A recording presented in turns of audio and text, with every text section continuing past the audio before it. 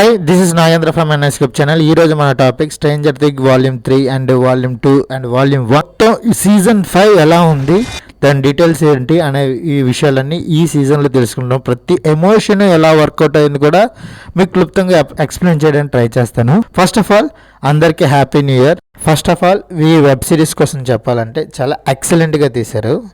ప్రతి సీజన్లో ప్రతి ఎపిసోడు బాగా వర్కౌట్ అవుతుంది అనమాట. వాల్యూమ్ 3 కానీ వాల్యూమ్ 2 కానీ వాల్యూమ్ 1 కూడా. వాల్యూమ్ 3 7th ఎపిసోడ్ కొంచెం ఏదో ఎందిరా ఎలా అనిపించింది, కానీ 8th ఎపిసోడ్లో క్లైమాక్స్లో దానికి పే ఆఫ్ ఇచ్చిన విధానం నీట్గా కన్వీనియన్స్గా ఉంది. మనం చాలా గ్రేట్ వెబ్ సిరీస్ చూసాం, లైక్ గేమ్ ఆఫ్ థ్రోన్స్ కానీ, బ్రేకింగ్ బ్యాడ్ కానీ, డార్క్ కానీ, ఇంకా చాలా ఉంటాయి. కానీ game of Thrones and dark web సిరీస్లో మనకి క్లైమాక్స్ అంతగా నచ్చదు. ఎందుకంటే క్లైమాక్స్లో వాళ్ళు చేసిన పనికి అరే ఎందుకురా ఇలా చేశారని అనిపిస్తుంది అనమాట. అలాంటిది ఇది కూడా ఉంటుందని కొన్ని రూమర్స్ వచ్చాయి అనమాట. కానీ దాన్ని అన్నిటికీ మించి ఒక వెబ్ సిరీస్ తీసే విధానం ఇది కాదురా ఇది అని చెప్పే విధంగా ఈ వెబ్ సిరీస్ని ఎండ్ చేస్తారు ఇక్కడతో. ఇంకా సాగదీయచ్చు, అరే ఇంకా అయిపోయి ఇంకా ఉంటే బాగున్నాయేమో అనిపించింది అనమాట. అంత ఎమోషనల్గా ఉంది ఈ వెబ్ సిరీస్. 2026 స్టార్టింగ్లోనే ఒక మంచి వెబ్ సిరీస్ చూసాను రా అనే సాటిస్ఫాక్షన్తో ఉన్నాను అనమాట. ఓకే, ఇలాంటి వెబ్ సిరీస్ ఇంకా రావాలని కోరుకుందాం. ఓకే, ఈ 2026లో ఎవరైనా ఒక ఫుడ్ బిజినెస్ లేకపోతే రెస్టారెంట్ కానీ హోటల్స్ కానీ పెట్టాలని మీరు అనుకుంటుంటే మీకోసం ఒక ప్లాట్ఫామ్ రెడీగా ఉంది. అదే ఫ్లావోమెట్రిక్స్ అడ్వైజరీ. నార్మల్గా రెస్టారెంట్ ఆర్ హోటల్ పెట్టాలంటే 2 థింగ్స్ మెయిన్గా అవసరం. అవి kitchen management and menu management. Kitchen management and menu management పర్ఫెక్ట్గా ఉంటే ఈజీగా కన్వీనియంట్గా మీకు సేల్స్ అండ్ సర్వీస్ పెరగడానికి ఛాన్సెస్ ఉంటాయి. వీళ్ళు వెబ్సైట్లో ఇంకా concept development, licensing and compliance, design and architecture, ఇంకా kitchen and equipment setup, branding and identity, marketing and launch. మీ హోటల్ లాంచ్ అయిన తర్వాత 2 to 3 months C R department, customer relation management కూడా మీకోసం వర్క్ చేసే విధంగా వీళ్ళ మెనూలో ఉంది.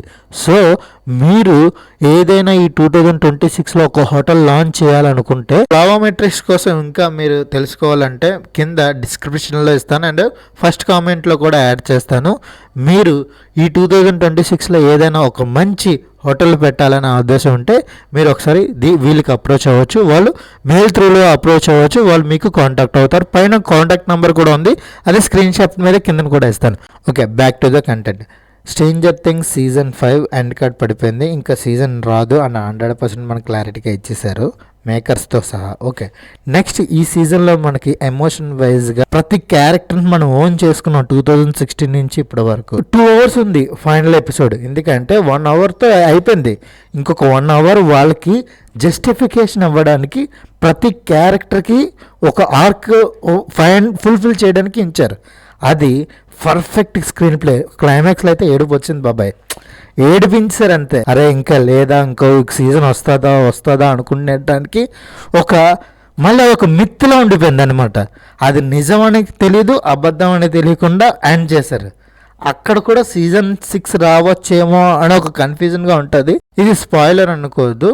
ఈ సీజన్ ఎక్కడ స్టార్ట్ అయింది, మైక్, డెస్టినీ, లూకస్ అండ్ విలియమ్స్ వీళ్ళు 4 ఫ్రెండ్స్ ఎక్కడైతే అయిందో తర్వాత హాలీ వాళ్ళ ఫ్రెండ్స్తో ఎలాంటి సన్నివేశంతో ఉందో అలాంటి సన్నివేశంతో ఎండ్ అయిపోయింది అనమాట. చాలా హైలైట్గా ఉంటాయి ప్రతి క్యారెక్టర్స్, విల్ పవర్స్ వస్తాయి. లోకస్ చాలా తెలివైనడు.